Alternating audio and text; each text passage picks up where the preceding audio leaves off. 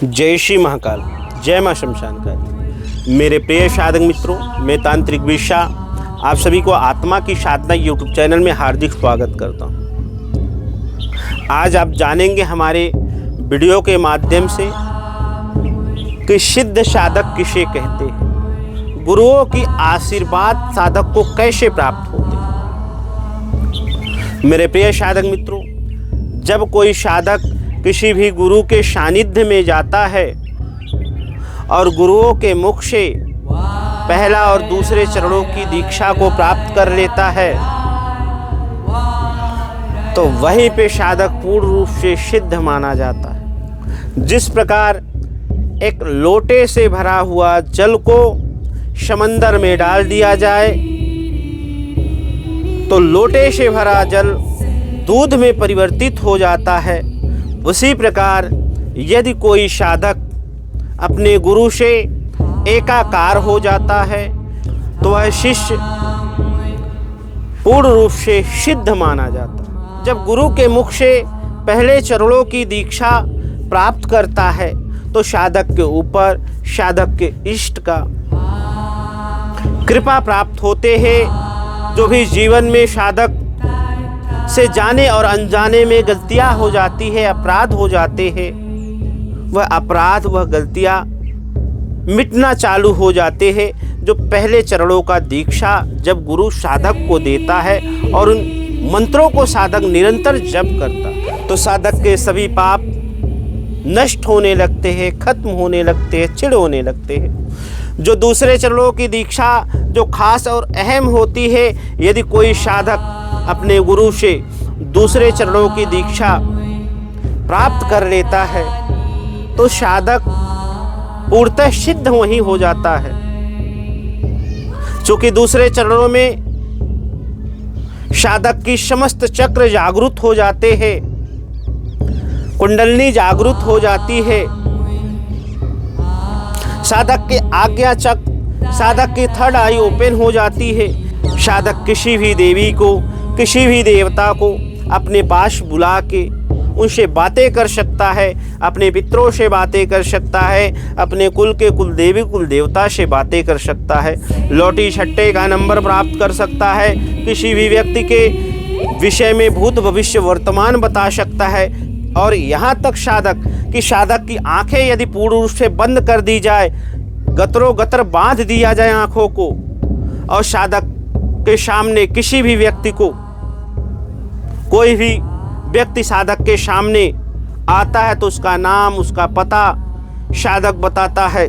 साधक की आंखें बंद होने पे साधक के सामने कोई आकृति, कोई भी चीज मोमेंट होता है तो साधक आराम से बता देता है। तो मेरे प्रिय साधक मित्रों, सिद्धियां आसानी से नहीं मिलती है। आप दोनों चरणों की दीक्षा प्राप्त करें।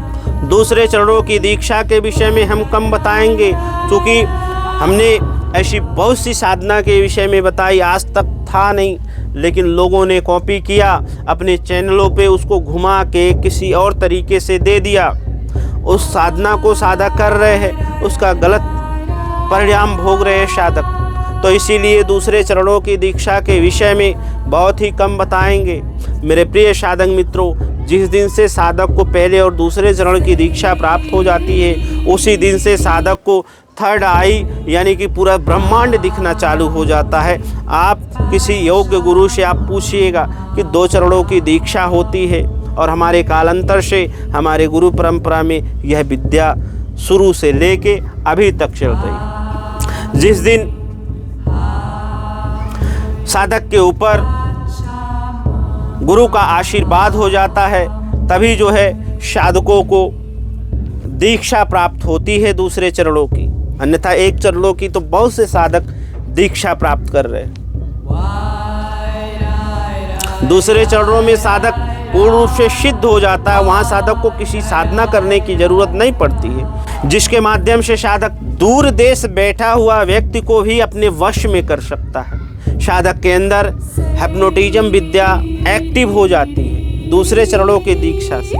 हम ऐसे तमाम साधकों के वीडियो और अनुभव लेके आएंगे अपने चैनल के माध्यम से। जिसे आप देखेंगे केवल दीक्षा से ही आज के दौर में तमाम चीज़ें वो प्राप्त कर रहे हैं। लॉटरी सट्टे का नंबर प्राप्त कर रहे हैं, शेयर मार्केट के विषय में पहले ही बोल दे रहे हैं। तो मेरे प्रिय साधक मित्रों, जब गुरु से एकाकार होंगे, गुरु का सानिध्य रहेगा, गुरु आशीर्वाद देगा, तभी दोनों चरणों की दीक्षा प्राप्त होती है। हमारी बातें बहुत से गुरुओं को अच्छी लगे या ना लगे, आप सब असल चीज़ों को जानें। और गुरु को दक्षिणा लेने का अधिकार तभी होता है जब साधक को शक्तियाँ प्रत्यक्ष हो जाती है, बाकायदा वचन हो जाते हैं और साधक संतुष्ट हो जाता है। दीक्षा एक ऐसी पावरफुल विद्या है कि साधक को किसी भी प्रकार के साधना करने की जरूरत नहीं होती है। जो गुरु चाह ले और साधक चाह ले तो दूसरे चरणों की दीक्षा ही एक ऐसी पावर है जिसके माध्यम से साधक संसार का सभी काम कर सकता है बिना शक्तियों को प्रत्यक्ष किए। ये मेरा दावा है। कभी भी कोई गुरु किसी शिष्य से दक्षिणा नहीं लेता है। जब साधक निस्वार्थ आता है, कोई चेला अपने गुरु के पास निस्वार्थ आता है तो गुरु भी निस्वार्थ सिखाता है। जब शिष्य के अंदर स्वार्थ पैदा होते हैं, वो सोचता है गुरु मूर्ख है, मैं कुछ ना कुछ सीख लूँगा चापलूस बन के, तो चापलूसों का स्थान आप लोग जान रहे हैं क्या होता है। कभी भी कोई गुरु अपने शिष्यों से किसी भी प्रकार की दक्षिणा नहीं लेता। गुरु तो ये चाहता है कि मैं शिष्य कमाऊं, शिष्य कमाना चाहता है। गुरु हमेशा शिष्य कमाना चाहता है, ना कि दक्षिणा कमाना चाहता है। कोई स्वार्थ नहीं होते गुरुओं के। आज भी आप असल चीज़ों को जाने, विद्या क्या होती है, शक्तियाँ क्या होती है। हमारी बातें कड़वा हो सकती है, आगे पीछे हो सकते हैं शब्द, लेकिन हमारी बातें उतने सत्य है जितना सत्य सूरज और चाँद।